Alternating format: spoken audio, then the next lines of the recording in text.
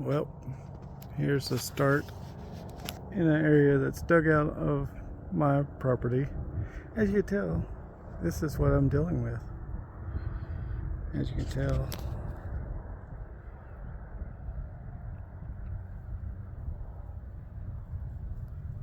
not much soil on top of that.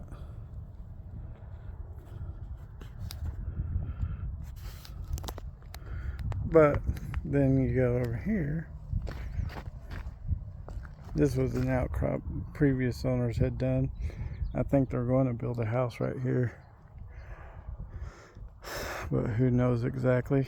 I didn't buy this property directly. My dad, he actually bought it, and then when he passed away, I just used insurance money to pay off what he didn't pay off. So the outcropping and everything was extended out here, and this is what has grown and kind of filled in just from wind and blown out, because they had crushed all that and pushed it out this way to create this. Whenever I first came out here, none of this vegetation was here, and I haven't done much to really hold water back here yet to get it to change drastic yet. But the other properties that you see on my YouTube and pictures and all that, that's up the hill in all that area that I've already done the work on. Eventually, I'm thinking about this part of my property, since it is the draw right here between me and the neighbor over there, and then right here behind those trees there, this way is my property. But I'm thinking about raising up part of that to what's down over here, and flooding this area back a little bit. I just got to see the elevation from here to my property over there, so I don't flood the person that put the sheds and stuff down in the draw. But we get heavy events, that'd probably be washed out anyway. But in general here, we don't get much rain that often. But down here,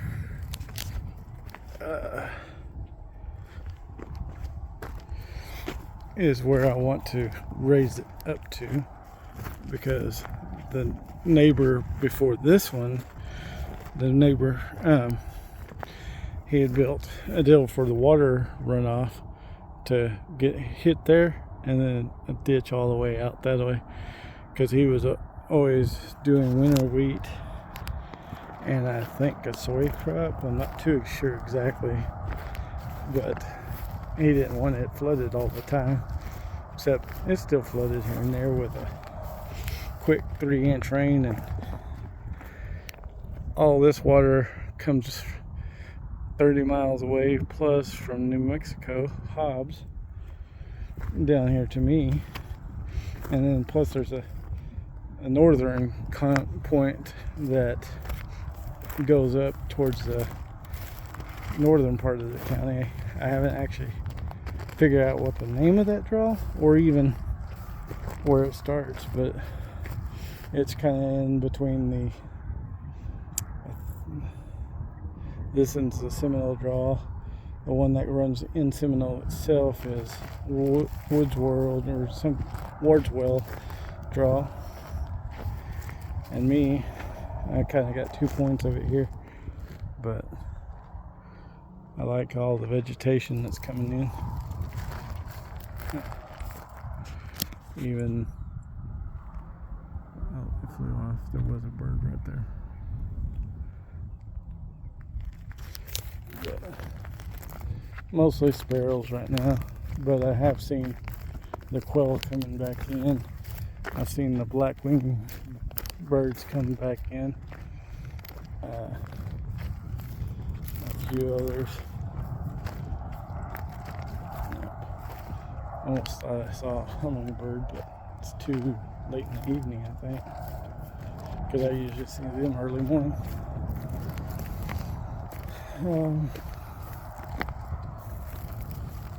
But yeah.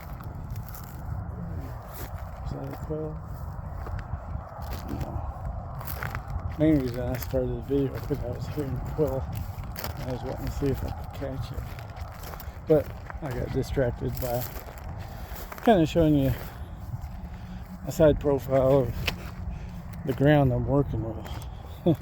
And as you can tell, this is undisturbed areas that I have done. But yeah, so ouch. Let's see if I can walk down to see the side profile of my neighbor once we get up to the fence, since it's pretty shallow getting to it.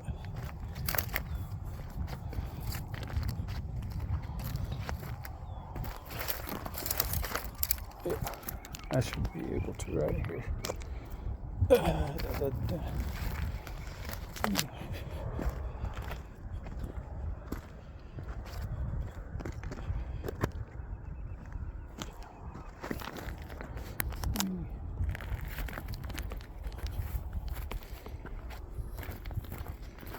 But yeah, so I would like to build it up to, since he's got that, the previous one has that, I would like to extend right here into my own property and kind of meander all the way up to a height that matches on the other side to allow all that to fill up. If the Google estimates is correct, all I have to do is roughly a 5-foot height to get up to that right here. I just need to get my laser level and then come out here to see all of it, because I wouldn't mind kind of wrapping around here, and I want to leave this mesquite there for the hawk that's always down here hunting rabbits and the ground squirrels that are down in here, and rabbits. I already said that, didn't I? There used to be prairie dogs, but I think the neighbor before killed or made them leave, or even the flood in 2015 made them move, because I think most of their colonies up and over there in the field now, because I haven't seen any of the prairie dogs in a good while. That big cold freeze we had 2 years ago now, I think, maybe 3, destroyed the thicket I'm walking over here to of soapberries I was wanting to get established. Yeah, that looks more than 5 foot, because I'm 5'9", and that's well above my head. So maybe it's 10 foot, who knows. But I would like to, one, dig this down to put that up, so this can become a water filtration, not filtration, infiltration, to help build the water table again up here. Whoa, some kind of boat club. But here's where these soapberries and mesquite used to be. Now, as you can tell, the difference in mesquite's height down here, and Even all these vegetation is filling in. This used to, whenever I first got here, was all just almost solid sand. But well, and this area right here in particular was heavy in what you saw back there, all the thistle coming up. But this area, I guess, is more improved now that thistle decides not to come back as much, and allowed for other vegetation to cover. What in the heck was that boom? It looks like these soapberries have actually survived.